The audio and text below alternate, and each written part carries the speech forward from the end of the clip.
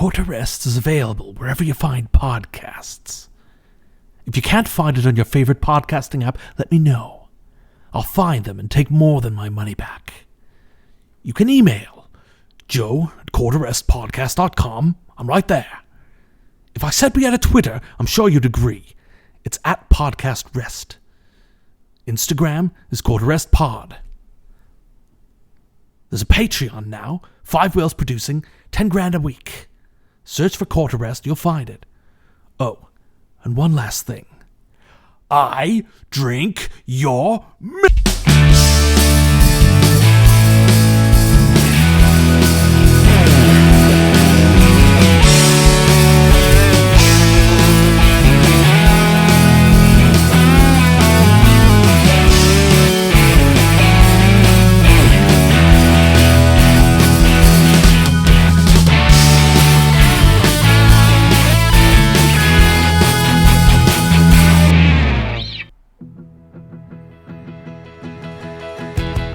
You are listening to the band Birds of Bellwoods, a Toronto-based indie rock band.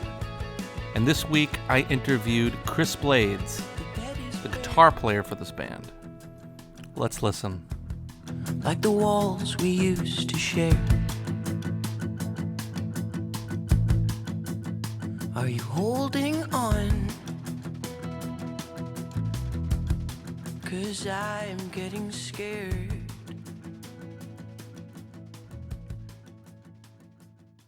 Chris, thank you so much for joining me tonight. Thank you very much for having me, Joseph. So, Chris, you are a Halifax native, is that right? That's correct. But now you're in Toronto. What's the deal with that? Well, I've traveled across this land in my life. I left Halifax when I was 19 to go be at Bishop's University, which is how I met you. And then after I graduated, I actually got an opportunity to act in a thing and do the music for a play in Toronto with a guest director that had been guest directing us in a theater production there. He was like, if I moved to Toronto, would you have any ideas for me? And he said, yeah, here's the script, be in this thing. So I moved to Toronto, but as I get there, I eventually met Stevie Jaffe, and through him, Adrian Morningstar and Kentaro Akiyama. And we formed a band together. And we've been kind of gradually doing that ever since. Can you just repeat the names of everyone in the band? Because those are some great names. Yes, so we have Stevie Jaffe. He's the lead singer, and he also plays mandolin, sometimes guitar now, too. And there's Adrian Morningstar, who plays guitar and does background vocals. And Kentaro Akiyama is our bass player. He plays upright bass and also sideways electric bass. And he sings as well. And we also have a drummer, Dylan Gowan, who is from a jazz and metal background and is just a beastly player. So we're very lucky to have him as well. Was he playing on that song that we listened to in the intro? He wasn't, actually. That was from a time when our drummer was Jack Emblem. He also produced the album that we made it on, and he's a great drummer, great producer too. So now you've got a jazz and metal guy. Yeah. Well, he plays a little jazz as well, but yeah, he's very he's like a machine, you know. Well, I was going to say, with a background like that, you know he's going to have chops, if nothing else. Actually, his father is Gowan. His name's Dylan Gowan because his father is a member of the band Styx. So, what? Oh yeah, big shoes to fill, I guess. And oh my, yeah. Okay, I did not know that. That was not something that we discussed previously. That's awesome. I don't believe he's a founding member, but he's still he's now he's a very important member of it. Keys player. Wow. All right. So it may surprise listeners who heard that opening song to learn that you guys were originally more of a folk band. Oh, yeah. Yeah, we started out in this sort of the atmosphere of the, the early 10s sort of folk revival movement. That Punch Brothers was a huge influence, although we could never be as good as them. They're virtuoso. I like to say that the folk revival movement began with the movie "Oh Brother, Where Art Thou?" Yeah, I think that's probably fair. And ended when Mumford and Sons went electric. So yeah, we saw which way the wind was blowing. But we also, we did kind of branch out our sounds and move more electric, but we still use a lot of there'll be banjo in songs, there'll be mandolin in songs, and we like to kind of bring elements of that folk past that we had into the newer stuff. And for you, was moving away from that very heavily folk-oriented sound, was that sort of following the trend, or was that really more like you kind of got sick of that particular sound and wanted to branch out? Yeah. Or some combination of the two. It is sort of a combination of the two. By that point, by the time we did sort of electrify, it was just what we wanted. We were, tired of just, plinky plonky and wanted to kind of make the music that was more like what we were listening to.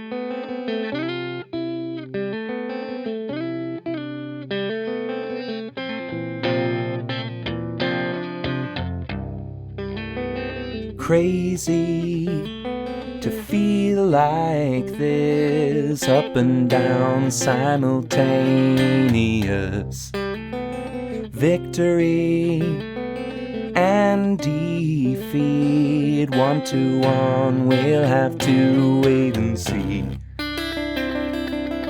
And now the clouds are gathered, my eyes are bright, my khakis tattered.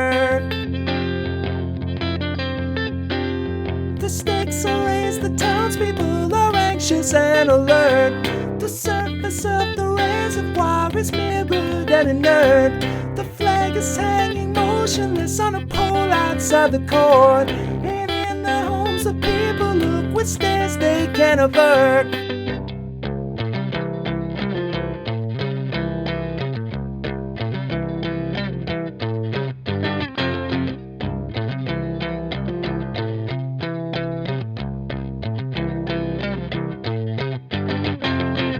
Zombie conqueror, we see into the midnight in front of us. Zombie conqueror, we see into the midnight in front of us.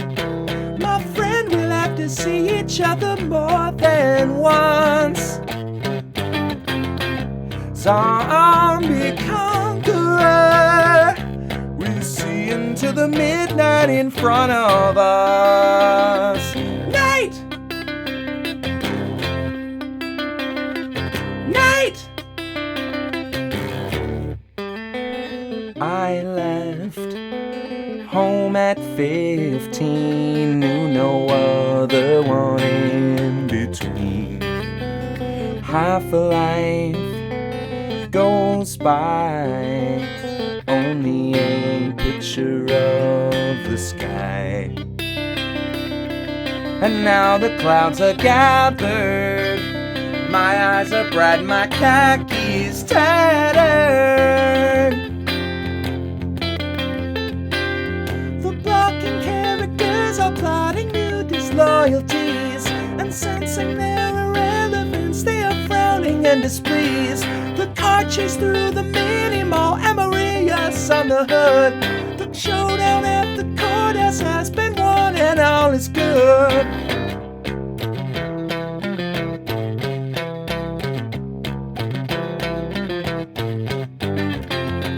Zombie conqueror, zombie conqueror, we see into the midnight in front of us. Zombie conqueror, we see into the midnight in front of us. to see each other more than once. Zombie conqueror, we see into the midnight in front of us. Night! Night! Let's talk about Toronto a little bit more. What's the scene like in Toronto these days? These days, it is okay. non-existent. Right. Prior to March of this year. Well, it was, it was going really strong. I mean, Ontario music in the last several years has been like, there's been a decline in festivals. Like all the festivals kind of went away one by one. You had Way Home disappear. You had Turf and a bunch of other ones. But at the same time, it's because of like stupid money stuff. Like they didn't plan their money right, and they all folded. But at the same time, so it's not like an outside influence causing this? I doubt it. Like Festival d'été in Quebec is something that's still going, or it was before the pandemic. But that's heavily subsidized by the government, if I understand, because they want Quebecers to stay there.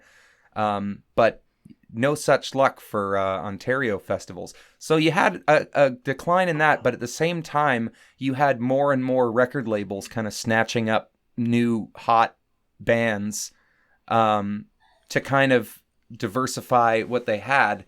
So a lot of people got record deals, and a lot of my friends were like coming up and still are, and it's really fascinating. There's a wonderful community mentality among a lot of Toronto musicians. Like we're always kind of bumping each other up. I find there's not a lot of trash talk. So it's a pretty supportive scene. Absolutely, yeah. I mean, it's so small, relatively, that you see a lot of people. Toronto is still a good-sized city. Oh yeah, it's pretty big. Yeah. It's the biggest one we got. So for anyone listening at home who is not Canadian, Toronto is a city in a country called Canada. It's actually a good-sized city. It's probably about the size of Chicago, maybe, give or take. And I'm trying to think of some really famous acts that have come out of Toronto. Oh, well. And I'm kind of struggling. I mean, Broken Social Scene was kind of that's what, when I moved here, I hadn't gotten into them much, and everyone thought they were the coolest thing ever. And they kind of all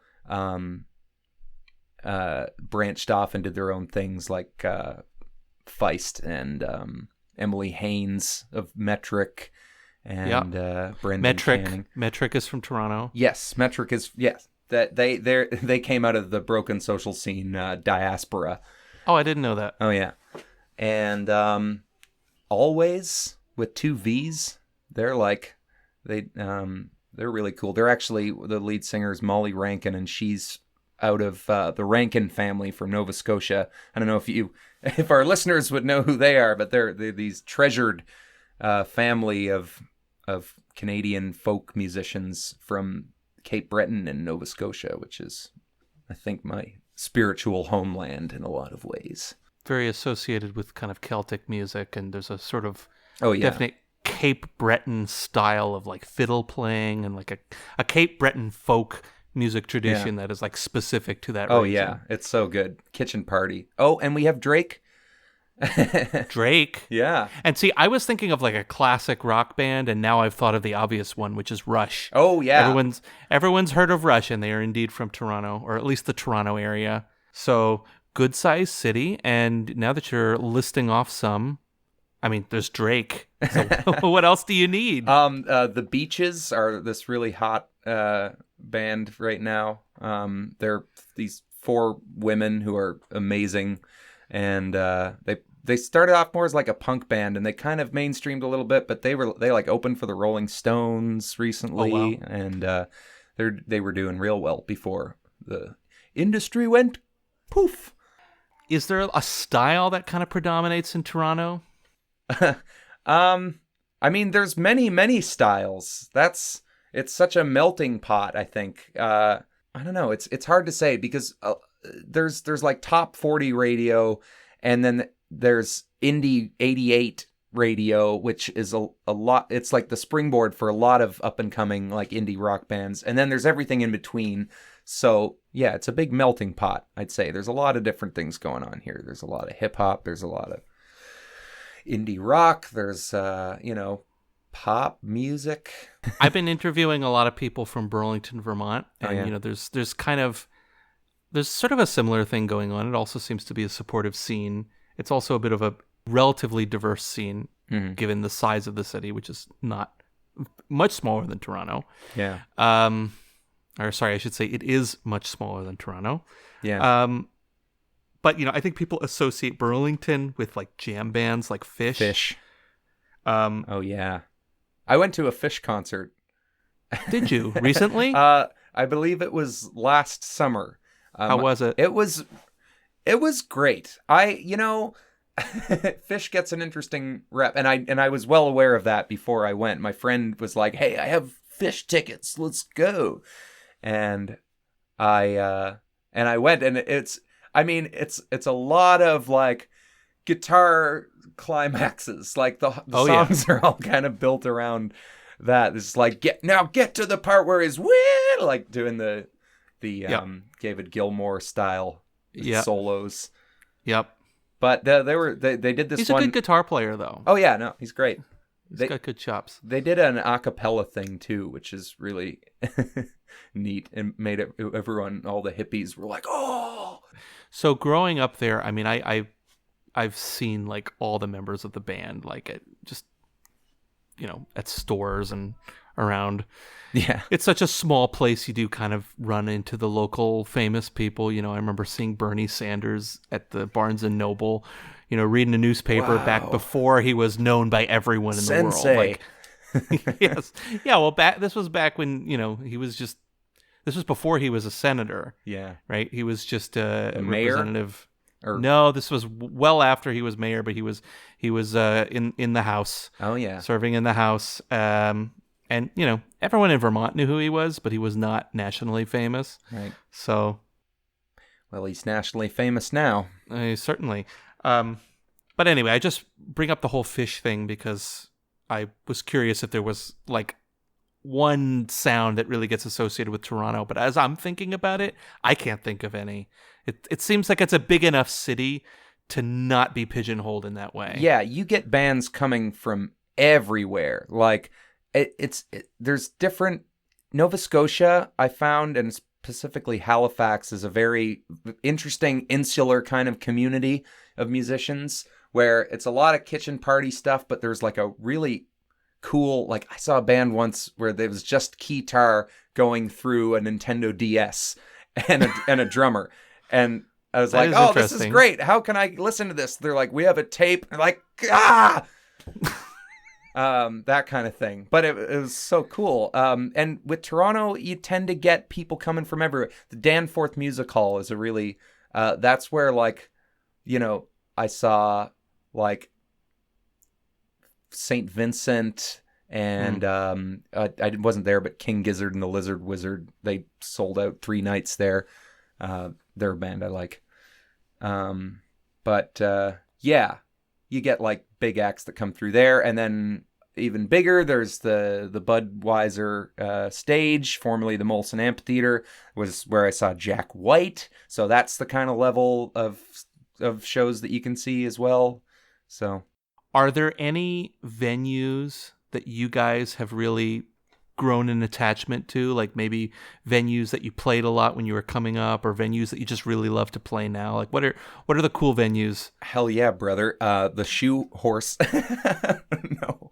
The Horseshoe Tavern. I get it mixed up because there's a Seahorse Tavern in Halifax. Okay. The Horseshoe Tavern is a historic old venue in the heart of downtown Toronto, where the Rolling Stones have played and Neil Young and just about everyone. And it's this dark and dirty little place with like way at the back is the stage, and you can pack like 500 people in there, and it's just a sweaty, awesome rock and roll show. So we played there a lot. Is it a bar? Yeah, it's like a bar in the front, and then there's a venue in the back. Okay. And so it's not like a bar most nights, and they do live music sometimes. It's like a music venue. It's a staple of like there's always shows there. Cool. Yeah. Another one would be the Lee's Palace. If featured in the movie Scott Pilgrim versus the World, they play a show at Lee's Palace. That's right. That's in Toronto. Oh yeah, a lot of those places are real. Yeah, that's another sort of the same size and vibe as the Horseshoe Tavern. There's the Mod Club, which is a bit bigger, a bit nicer. We played there. That's really good. The first venue we ever played in doesn't exist anymore because it was part of Honest Ed's, it was this massive sort of everything store done it's all in the style of like Ed, who's like I don't know, he's like a P.T. Barnum type or like a showman salesman guy. Okay. But the store had these massive signs, like carnival style signs with blinking lights, and it was a long time that they were around, but they closed down and tore it down, and now they're building condos or something. So we were all sad to see that go. Was that pre-COVID? Oh yeah, that was probably a couple of years ago. So, despite COVID, I know you guys have been up to something. Mm-hmm. Because you have a new single coming out. Or it's out, actually, right? It is. It's out. It's on the airwaves, and it's wherever you can find music. We recorded it mostly back in January, although we'd been playing it for a while and kind of like road testing it on audiences. But we recorded it, and then right at the end, when we were about to start like producing it and mixing and mastering it, COVID happened. And so we kind of had to then do everything remotely because we weren't going into the recording studio anymore. Right, because it was closed. Yeah, because the whole world shut down. But we did the rest of it in isolation, and Howie Beck, who's a wonderful producer, mixer, who we worked with on our other song Easy, he mixed it for us, and then it was mastered, and then now it's out. So available on Spotify, Apple Music, and YouTube, and I think Tidal, Tinder, Grindr. I don't know. It's on all these. It's very easy to find. All right. So the song is called Pinebox, and let's give it a listen. All right.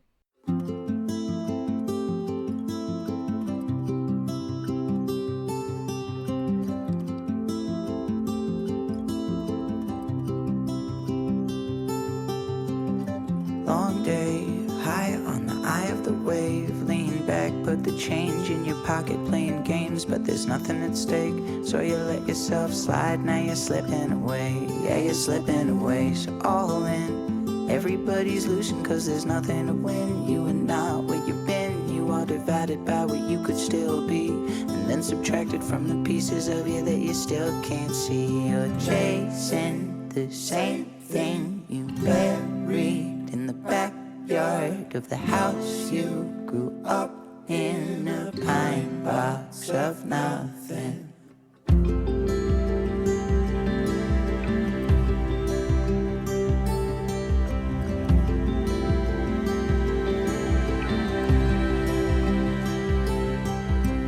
Scream out every song you ever heard. Be loud if you don't know the words. Just say sorry till you're blue in the face. It'll make you feel the same way, full of that glorious shame. And don't wait to lock the door and talk to yourself. Before you know it, you'll be somebody else. Breaking your mirror today. Start with Mr. I don't think you ever told me your name, but goddamn good game. You're chasing the same thing you buried in the backyard of the house you grew up in, a pine box of nothing. A daydream of leaving a place that's lived all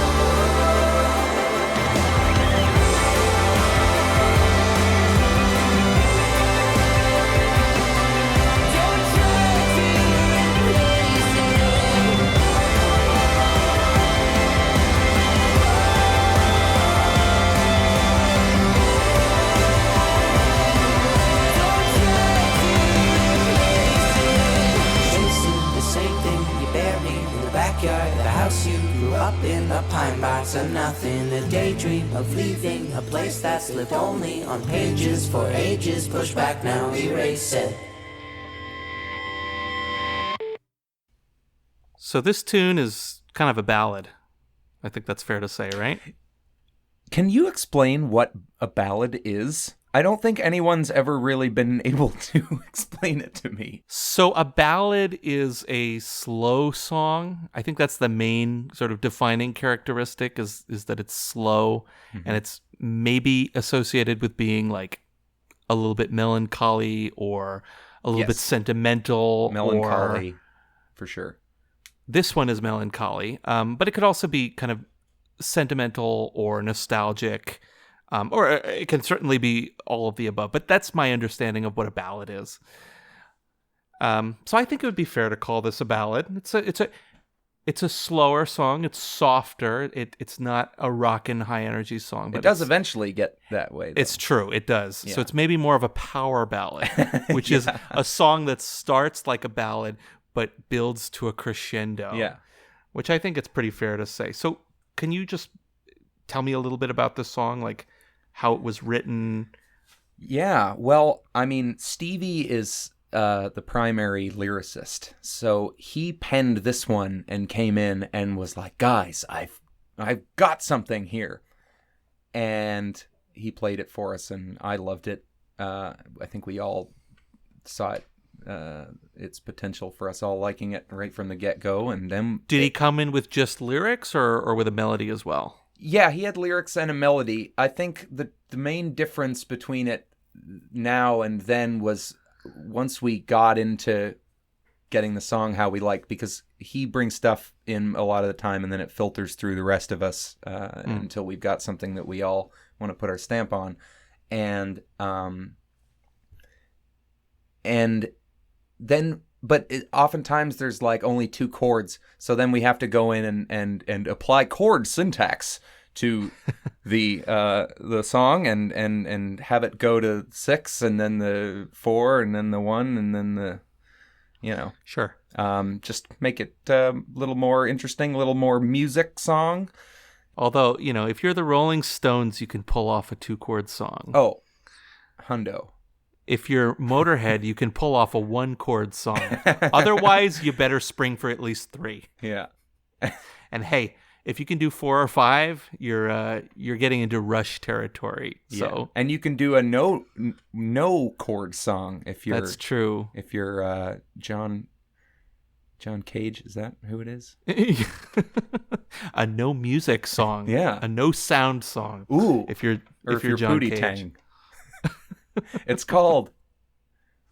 I've never actually seen that movie. Oh, it's something else. So this is a collaborative process then? The kind of fleshing out the songs, filtering them, and building them up. Yeah. It's very much it goes through the group, and then sometimes we'll play it in front of people and see what we think, and then reassess and change things. But now that it's out like this, I think this is its final form. Unless we want to add a solo section that lasts 5 minutes or something, if it happens to be at the end of the show. Sure, you can always extend it, but I think once it's out on the record, you're more or less stuck with the song as it is. Yeah. Let's talk about live shows. What do you guys try to bring to your songs when you're performing live? Well, hopefully effortless looking talent and being on the beat. Well, we'd like to replicate how the song sounds on the recorded version as much as possible. And you can't always be playing keyboard or bells or whatever we call ear candy while you're playing guitar and jumping around. So we have like little synth triggers that our drummer activates for those things that just kind of help beef it up. But yeah, we'd like to be able to play the song the way you know it, hopefully, if you do know it. Okay, so that's one approach. And I know some bands like to totally reinvent songs, right? When they play them live. Do you ever do that at all? Well, I mean, we might talk about this because we did that for one of our songs, the one we listened to at the beginning, Let You Go. We made a sort of slow, soft acoustic version of it that, sometimes we'll take a song and completely flip it around. Reimagine it, yeah. And but most of the time we try and play it to the thing. Like, we're not huge improvisers. We like to kind of have everything locked and right in its lane. So there's not too, we don't do 5-minute guitar solos like I said earlier, usually. I think that's perfectly respectable, and I think that's an equally valid approach. It's sort of a curated kind of show. Well, let's give a listen to that then. So let's listen to the acoustic version of Let You Go. And fear not, listener, this sounds different enough that I think you're not going to regret hearing the song twice.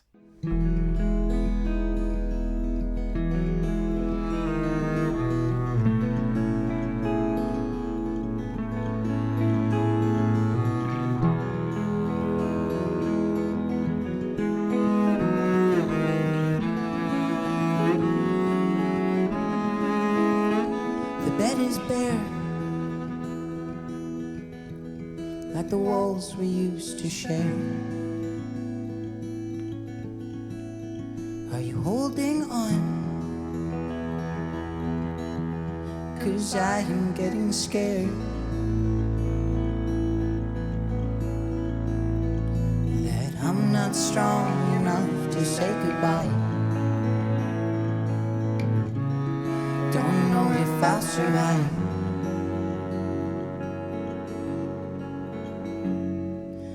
I don't wanna let you go. I don't wanna let you go. I don't wanna let you go. I don't wanna let you go. This empty room is filled with thoughts of you.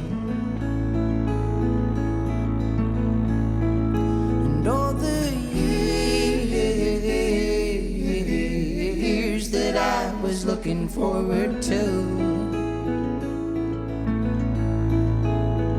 'cause I'm not strong enough to say goodbye. Don't know if I'll survive. I don't wanna let you go. I don't wanna let you go.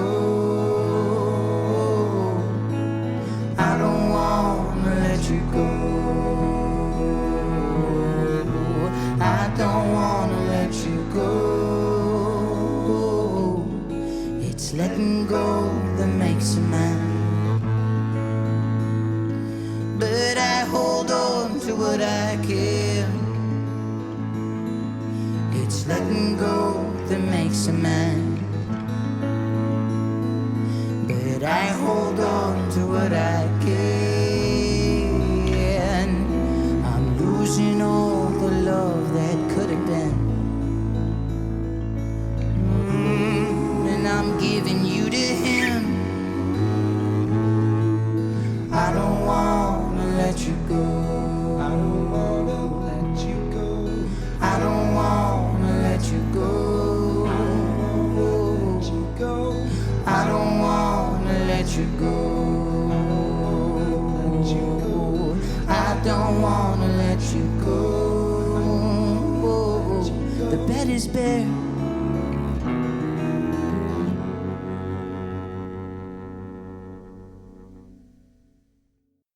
I'm guessing you guys sat down and rearranged this song? Yes, in a few phases. Because so that version that you heard was the one that we played. We just did this before COVID happened. We went on tour for 4 months. Gosh, it seems like so long ago. 3 months with the Olympic figure skaters, Scott Moyer and Tessa Virtue. and all their friends, Patrick Chan, Elvis Stoico. I don't know if Americans will know him, but he's basically our Wayne Gretzky of figure skating. And Jeremy Abbott is the American that was with us. And so we were opening for them, but then we would come out later on the ice and be all rigged up and play this acoustic version of it as they actually skated around us. Jeremy Abbott, I think it was him, only him, he might have had help, choreographed an amazing ice dancing thing that was like it was based on the song's lyrics, which was really cool. That is really cool. Yeah, it was a lot of fun. And so the thing about that is, so we had that version, but then when we get on the tour, things are moving so fast, and they're like, hey, can you add like a 3-minute intro? Well, because they're going to have to be setting up. And while you're at it, can you add like a 3-minute outro? We need it by tomorrow. So then we had to expand on that song to make it into this 10-minute long thing. But yeah, that I think the version you heard was the one without the super long intro and outro. No, the version we just listened to was reasonably lengthed. Didn't sound like Fish at all. Oh no. Sounded like you guys, but more ballad-like. Yeah, and less rock. Yeah, so like we have the rock version of it, but for that one we kind of wanted to, take it back to our roots and play it like with the OG instruments, except without banjo. I played electric guitar on that one. Yeah, it sounds more like a folk rock, more so than folk revival. Oh yeah, for sure. Is this one of your favorite songs to play? I think the rock version is one of my favorite songs to play, just because it's a lot of fun. It feels like you're in a punk band sometimes. The acoustic one, it's a little more nerve-wracking because you got to nail it and just get it right, because everyone can hear exactly what you're doing because there's no drums. But when we do get a chance, that one, we had to really practice it to get it right, because if you're out there and you screw up on the ice, then it's not a good look. The ice will crack open and you fall into the depths below. Yeah. Speaking of the depths of despair and darkness, let's talk about COVID-19 a little bit. We keep kind of dancing around that topic, and I feel like let's talk about it. Yeah. So I started doing this podcast partially because of COVID-19. Like, I basically had more time on my hands for a little while there. Well, sort of. That's debatable. And in reality, because my kids were home, I probably had less time. But, I was home more, right? Mm-hmm. Seeing people less, feeling a little more isolated. And so this, has partially been a way of like building community and reaching out to musicians, people I know, people I don't know. So that's my little self-indulgent ramble. Yeah, I love what you're doing. I think this is wonderful. It's inspiring to me. Thank you so much. That's really cool, and I'm glad that the people who are listening are, and I hope more will come along. I think we will. But but yeah, I mean, it's kind of been like a big thing in people's lives, and it's sort of definitely been something I've been addressing in like every single one of these interviews, because let's face it, musicians have been affected in a big way by this pandemic. Mm-hmm. So let's talk about Chris Blade's COVID story. Oh, well, it's a wild ride. I mean, in that I sat in my house a lot. So my girlfriend... Who knew sitting in your house could be so stressful? Well, it certainly makes you not be able to hide from all of the things in your life that are that maybe need to be changed or updated. But very true. Yeah, I was so lucky comparatively, because my girlfriend, she lives in New York, and she happened to be visiting me just when the borders shut down. We were kind of joking like, hey, it would be fun if we got, had to be quarantined together. That'd be better than not. And then it happened. And so she's been living with me for 4 months here now. And yeah, I mean, to give you one example, this closet, this room I'm in, listeners can't see, but it's a room. This was just all bags of stuff. And so I cleaned that out. We did it together. But I've also been gardening a lot. And for a while I was kind of like a house husband vibe because she was still working remotely. And I would be like making her meals and stuff and then going out and working in the yard. But we've been like, the way I say it, I'm building myself a gilded cage. Sort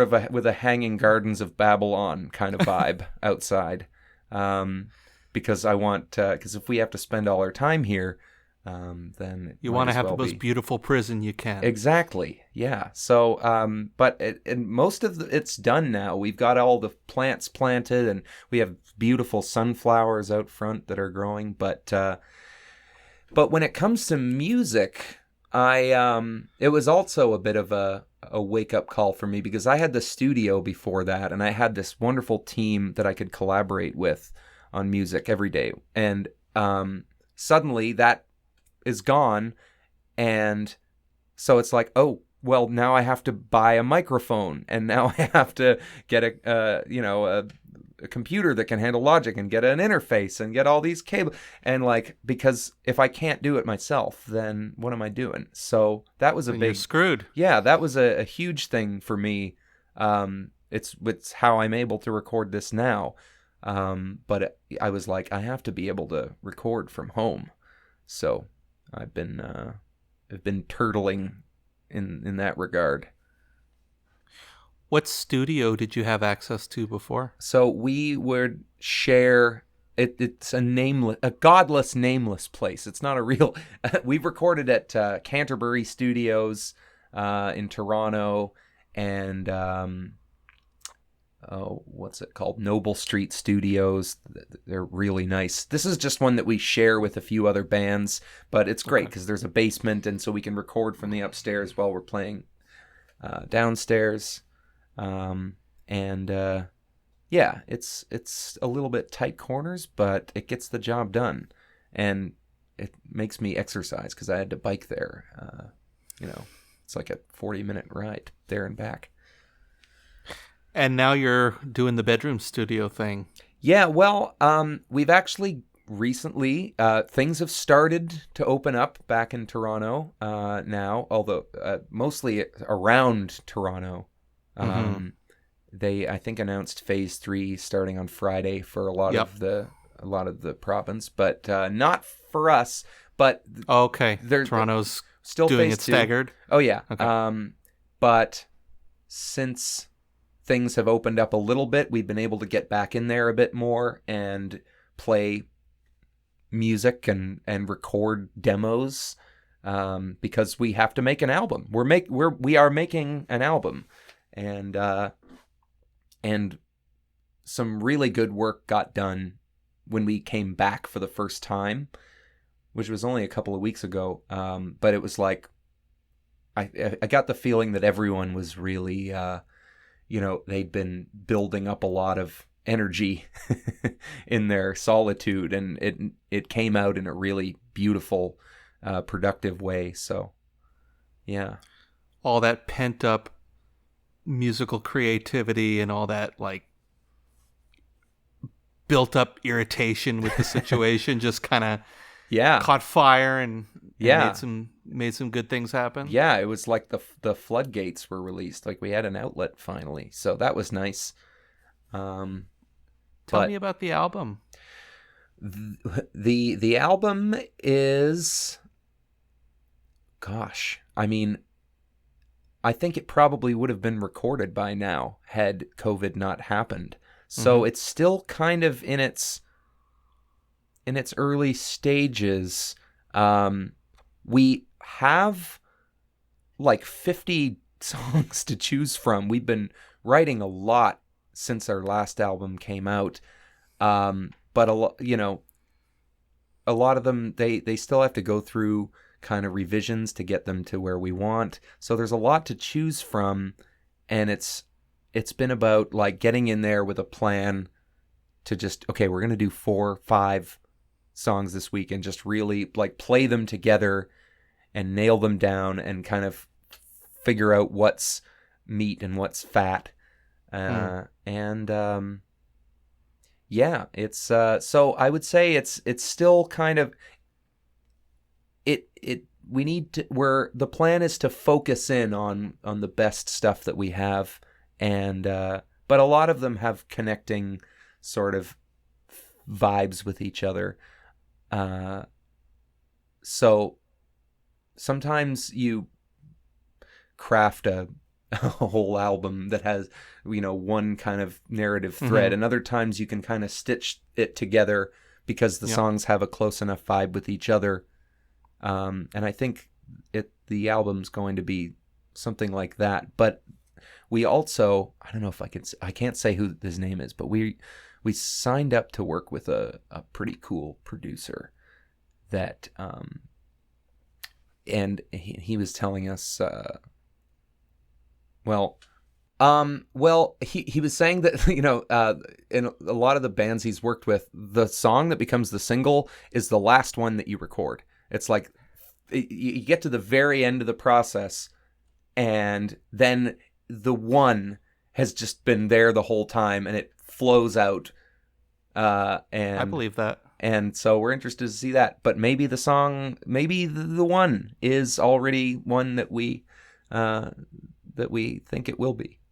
So we'll see. So what would the one be? That would be the one that sort of breaks onto radio, or the one that kind of rises above the rest in terms of popularity? Yeah, well, we're signed to a record label. We're with Entertainment One, and a lot of times since that started, it's often about like, what are your 3 singles going to be for the album? Like, because it's going to be on Spotify and everything, but like, it's still, if it can go to pop radio or indie radio even, then like that's huge. That gets a lot of play. Of course. So that brings in new listeners. Right. And so you want to have like, you can have an album that's all singles, but you want to have like 3 or 4 that you're like, yeah, these rock. And I forget where I was going with that, but no, I think that pretty much sums it up. Yeah. Have you gotten radio play on that indie station you were talking about earlier? Yeah. So when we released "Let You Go," they played it basically all summer, which was great. That's awesome. Oh yeah, and we love Indie 88. They're the coolest. Obviously, they're hurting right now, like everyone else. Of course. But, they played that one a lot. Sometimes you'll release a song, though, and it's like, we learned that radio is interesting because it's like, if somebody doesn't start playing it, then nobody will. They don't like to be the first one to do something, to release a song or to add it to their playlist. So that can be tricky sometimes. We were lucky enough that didn't happen with "Let You Go," but that's a thing. So you got in with Indie 88? Did any other stations play it at all? Yeah. CBC actually plays us a bunch. That's for Americans. That's the Canadian Broadcasting Corporation. I used to listen to CBC more, and if I were still listening to them, I would probably know that. Oh yeah. But now that it's funny, now that I have a car with Bluetooth, it's like I can just listen to podcasts, or I can listen to my music, and I'm a anal retentive guy that I want to listen to what I want to listen to when I want to listen to it. Yeah. But and my wife used to listen to CBC radio all the time. So do you get played by like Rich Turf Fry and those guys? Yeah, or? We've been on Drive before. I'm never listening to it when I hear it. Someone will be, and they'll they'll tell me, "Oh, you're on CBC." It's like, "Oh, that's cool."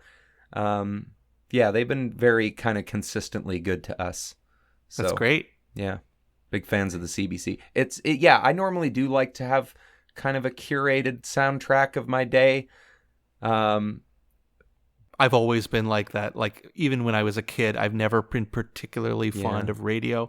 I appreciate what radio is, and frankly, if there were better radio stations where I live, I would probably listen to the radio all the time. Like, if there were something like Indie 88, that sounds really cool. Yeah. Or like a good college or university radio station, but it's all like... It's a lot of butt rock.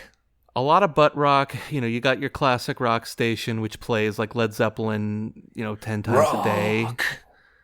And hey, nothing against that kind of stuff. Although, frankly, a lot of the stuff that the local classic rock station plays, I just can't even stomach. Like, they play a lot of, butt rock.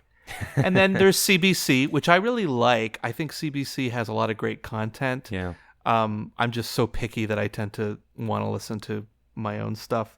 CBC 2, I will say, is good for, like, discovering new classical music. I'm a big classical music fan. As am I. And I find, like, I have the stuff that I learned about in university and the stuff I knew before that. And then sometimes it's harder to, because there's such a wealth of it, that it's hard to know what to focus in on. And CBC 2, they play a lot of classical music. So I recommend that if you're into that. CBC Radio 2 is great. They do jazz. They do a lot of stuff. So I'm not knocking them at all. They're great. And I'm glad they're playing you. That's fantastic. So that's really cool. It seems like there is a pretty decent like ecosystem for promoting Canadian music in Canada. Do you want to talk about that at all? Yeah, the kind of Canadian content Canadiana. thing? Yeah, I mean, there's actually a law here where the stations have to play a certain amount of Canadian content. So there's a big demand for that. They legally have to do that because otherwise they figure that it would just get lost in the noise coming from America. Right. So that's pretty cool. There's also a lot of grants and things you can apply for here, because they really they want a lot of Canadian artists. It's hard to be one because in Canada the distances between things are so far. You can't. It's not like in America where we're gonna hit Chicago, Detroit, Cleveland, Boston, and it takes like 2 hours to drive from one to the other. Like, or if you're doing a smaller show, you do like Rochester and Plattsburgh, and you like there are parts of the U.S. where you can do a full tour, and you only cross like 5 or 6 states. Yeah, whereas Canada's not like that. No, it's like, okay, Toronto, drive 5 hours to London, drive 20 hours across the prairies to the west. No, but right. We played out west and we fly out there and then drive around. But yeah, it's difficult. There's not as many markets as there are in the U.S. So I guess the government decided that they needed to help with that, and I'm very happy that they did. Yeah, me too. And I think it is important to allow Canadian music basically to have a fair shot at existing. Yeah. So, and as you say, the way the population is distributed across the country, I think I said this in another interview, the country is very wide. Yeah. But not very tall. I mean, It is very tall. But in terms everyone's of where on the people border, live, basically. Yeah. Yeah, basically living in a thin strip along the border with the U.S. Yeah. And a few of the cities are kind of far north, but not that far. Yeah. Have you toured in the U.S.? So we have played in the U.S. We went down to New York to play 3 shows in Brooklyn and Manhattan, which was pretty freaking cool. But because we couldn't make any money on that because you really need to have like a tour lined up. Otherwise, the taxes that it costs, and the visas that you have to buy are just insane. Right. Like, it's not worth it. But if you go down there and play for free, then there's no problem, except when they stop you at the border and be like, "Why did you play shows in America? Do you owe us money?" So if you play a show there, you have to pay taxes when you return? I may have misspoke. You have to have visas if you're going to be making money down there. Right. And you have to pay. How expensive is that? Oh gosh, I haven't even looked into it. It's so much that with the money we'd be making from those shows, it just wouldn't be worth it at all. It's quite a cash grab. Yeah, we had been in talks to go and hit a bunch of cities in the Northeast, before COVID happened. So now that's obviously off the table. But in that situation, we probably would have to just, again, do it all for free. But sometimes it's worth it to do that and it was in our case when we were in New York, because it was a good look and we got to meet some important people. So for you guys, it was more of an exposure thing? Oh, yeah. And also just, it's rock and roll, man. You go and play in a show in the Soho House in Manhattan. Like, it was Oh, yeah. cool. I mean, I think playing a show in New York is probably its own reward. Oh, yeah.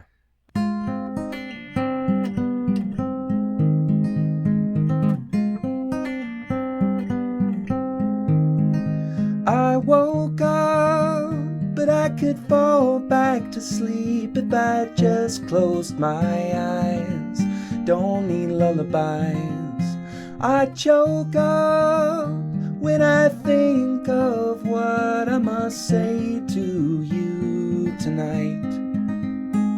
The time will never seem right. Made a deal back then,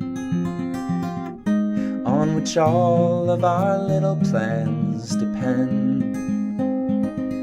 You know it won't be so bad in the end, when we have nothing left inside. Ooh,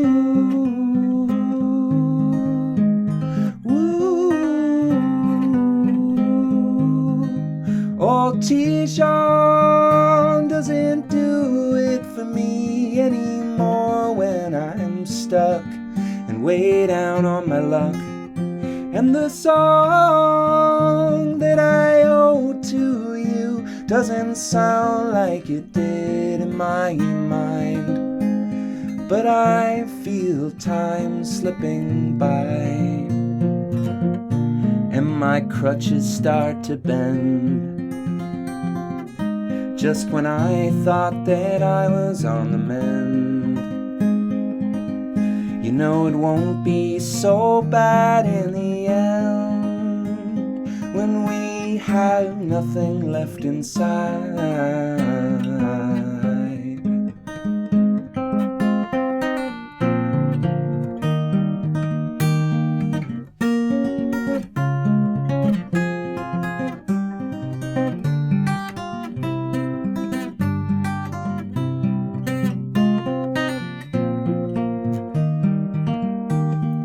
Cheer up now, dry your tears, don't hold on to your fears, that you'll see me in 3 years in the arms of the next in line.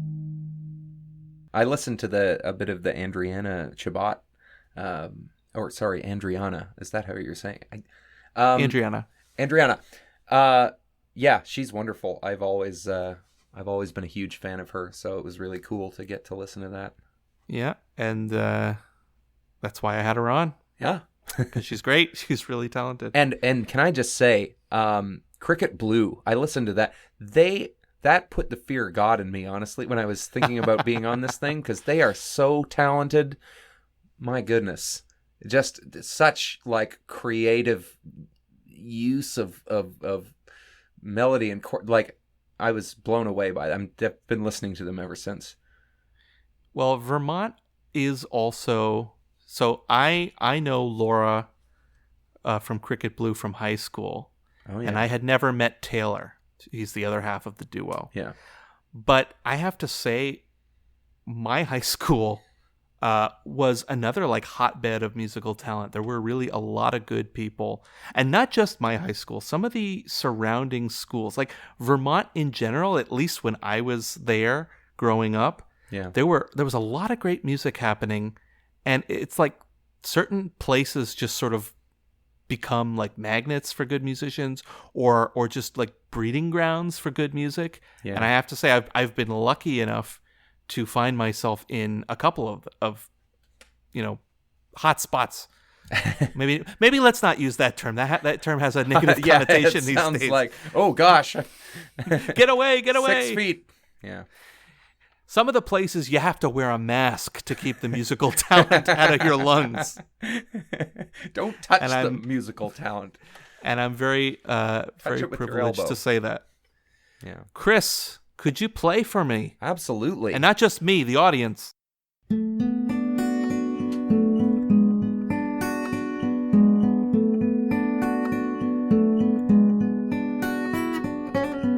I'd love to see, I'd love to know if I am ever gonna wanna go. I pay the fee for borrowed time. I wonder if the choice was ever mine. Wallowing all alone can be such a drag. Swallowing myself whole, I don't mean to brag, but every single love I had is gone, and so is this. So maybe one more, maybe one more.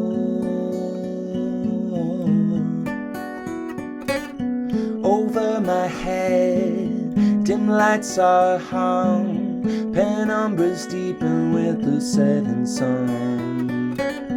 I close my eyes, the shadows come. I wouldn't wish this fate on anyone, but if I flee, if I go, if I run all night, will I bleed? Will my bones atrophy? They might. Everything I have could soon be gone, and so could this. So maybe one more, maybe one more.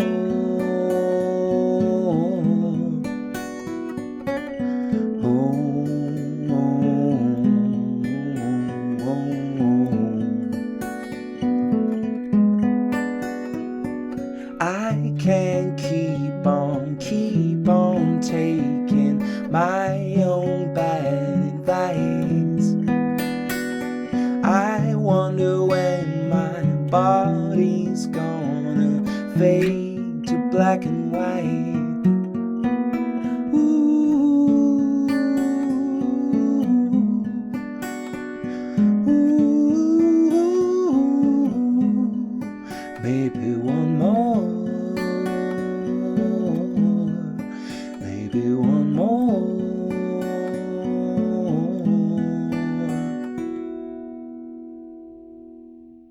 What influences do you think sort of inspired that song? The other day, Adrian and I were hanging out, and I said something like, should I have another beer? Yeah, maybe one more. And he's like, that could be a song. Why don't you use that as a jumping off point? Or we'll do it together. And then I sat down with it and got carried away, and I kind of turned it into that sort of, I mean, maybe you can't hear it in this version, but like I was going for sort of like a heroin music kind of, like that kind of smoky room. Sure. Should I stay or should I go? Or like The Needle and the Damage done by Neil Young. Yeah. I think I was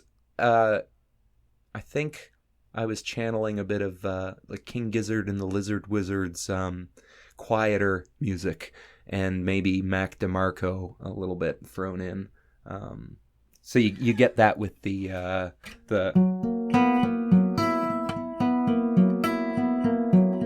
anyway. I like that chord. That was nice. A little crunch. And I actually, it's interesting. This tuning is Dadgad. It's you what might want to explain so, to our Yeah. audience what dadgad is. So dadgad is a tuning of a guitar.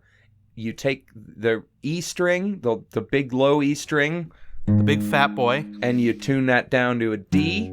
You take the high E, you tune that down to a D, and you take the B and turn it down to an A. So you get D, A, D, G, A, D, and it's what Or dadgad, and it's what Led Zeppelin did some kind of Eastern sounding songs. That's the the.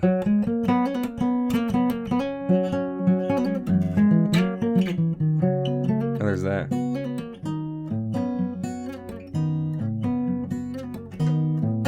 Sounds kind of like mystical a little bit, but I was just messing around with that, and if you take kind of almost regular chord hand positions and transfer them onto dadgad, you get some really interesting stuff. So that was fun to discover.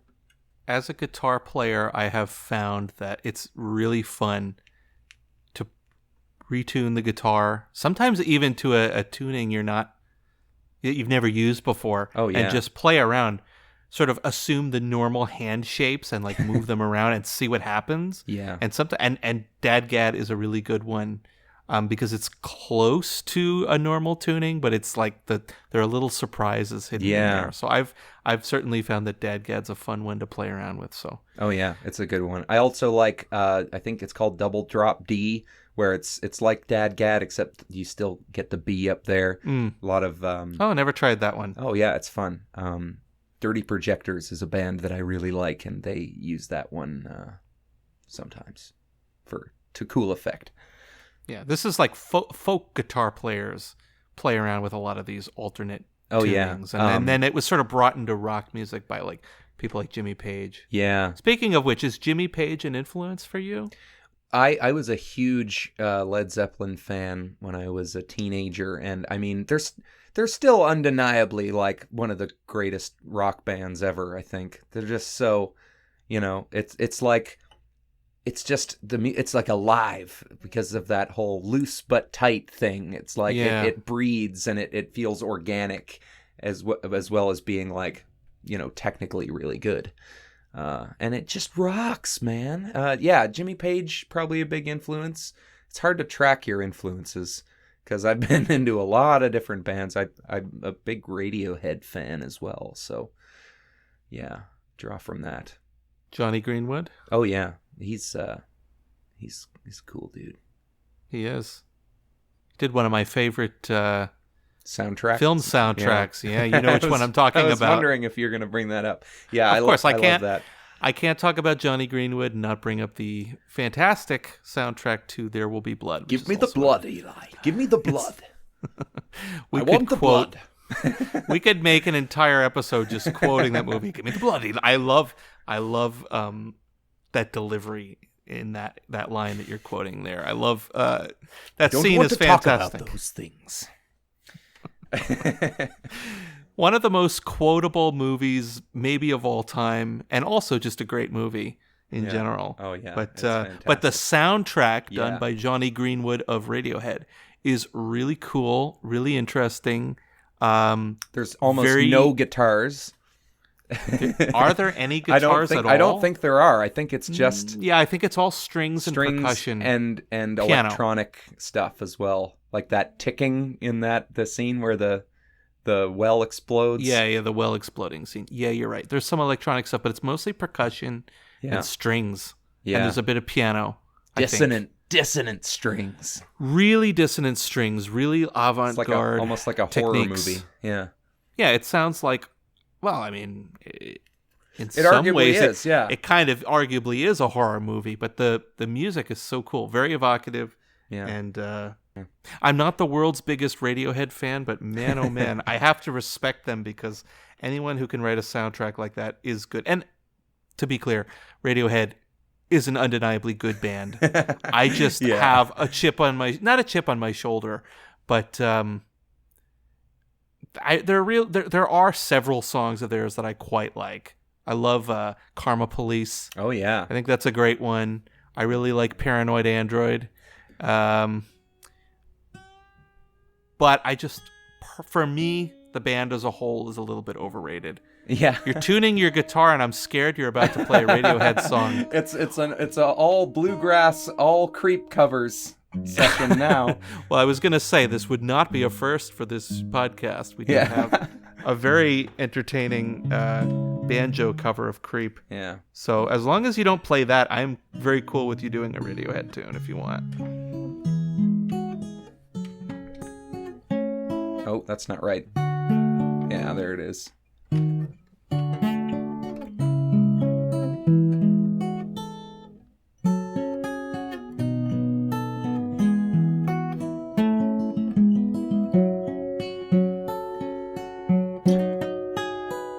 Yeah, that's Karma Police. You can edit that out.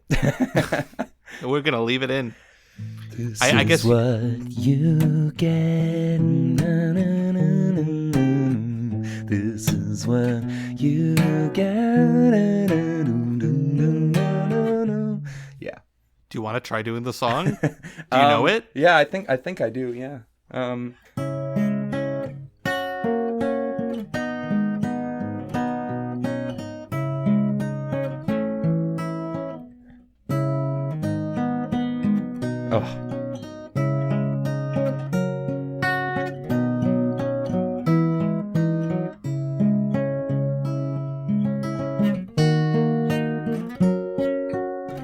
Karma police, arrest this man, he talks in maths. He buzzes like a fridge, he's like a detuned radio head.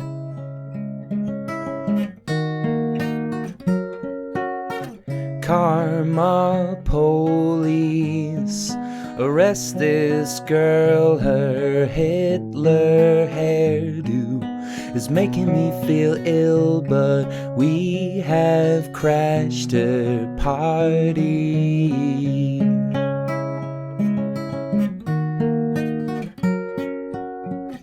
This is what you get. This is what you get. This is what you get when you mess with us.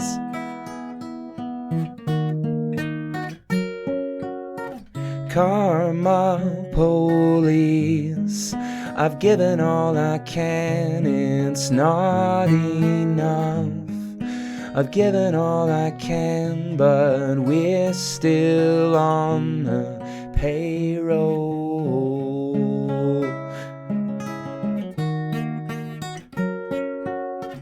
This is what you get. This is what you get. This is what you get when you mess with us. Okay, this is the part I'm not sure of. For a minute there, I lost myself. I lost myself. Few for a minute there, I lost myself. I lost myself.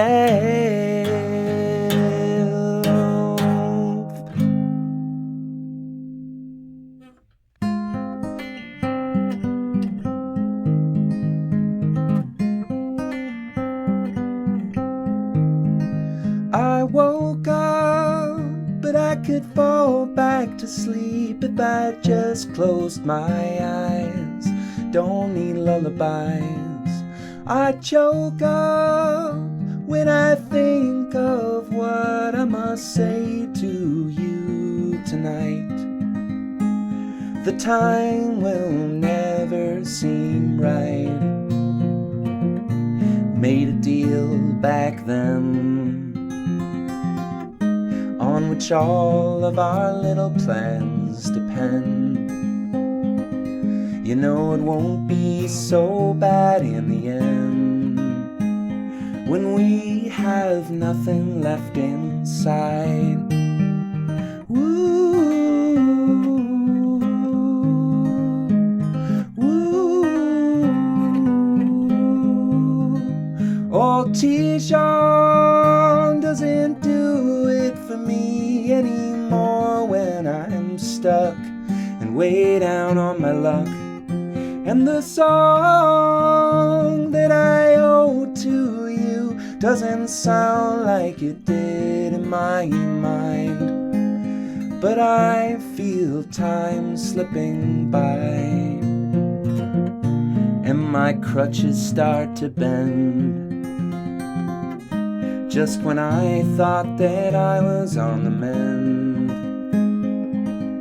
You know it won't be so bad in the end when we have nothing left inside.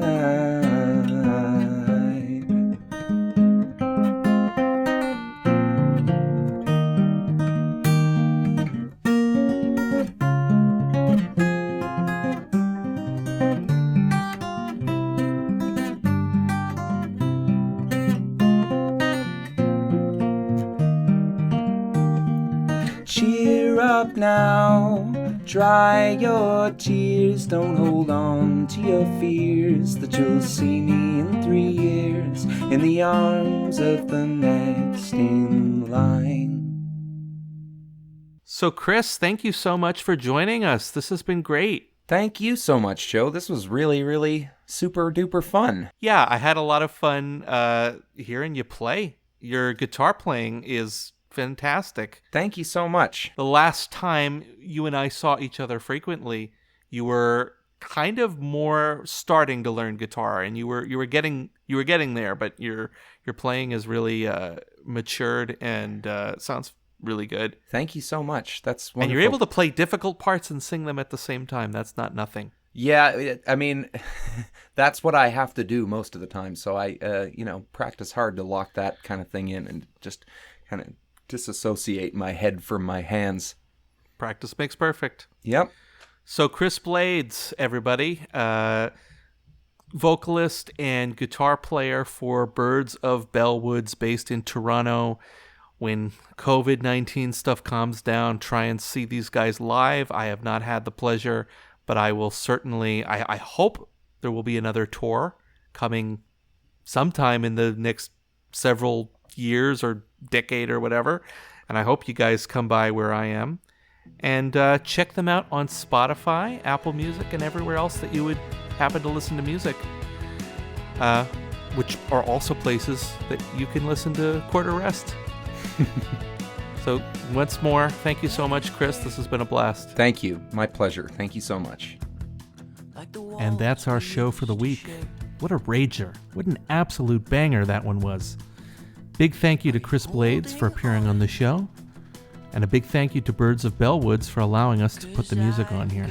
We're listening to it right now. This one was edited by me. My producers are the Dodgeful artists themselves, Alex McNeil and Graham Bell. Good night, America. And Canada, you have yourself a wonderful day.